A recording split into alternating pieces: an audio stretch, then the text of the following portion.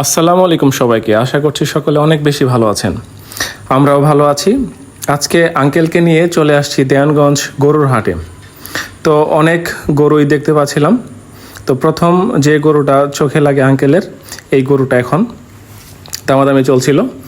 তো গরুটা মোটামুটি আমার ছোটোখাটো একটা গরু কেনার ইচ্ছা ছিল। গরুটা দাম চাইছিল 1,00,000 টাকা। পরে আঙ্কেল গরুটা 55,000 টাকা দাম বলে, আমি শেষমেশ 70,000 টাকা পর্যন্ত বলছিলাম না, সে কোনোভাবেই 1,00,000 টাকার কম বিক্রি করবে না। তো আমরা অন্য গরু দেখতে চলে গেলাম। প্রায় মোটামুটি সব ধরনের গরুই এখানে আজকে উঠছে। তো গরু দেখতে দেখতে একটা বড় গরুর দিকে চোখ আটকে যায়। গরুটার দাম চায় 1,30,000 টাকা। তো গরুটা আমার কাছে ভালোই মনে হয়েছিল, কিন্তু আমার বাজেটের বাইরে হয়ে যায় গরুটা। তাই ওই গরুটার দামাদামি না করে অন্য একটা গরুর দিকে যাই।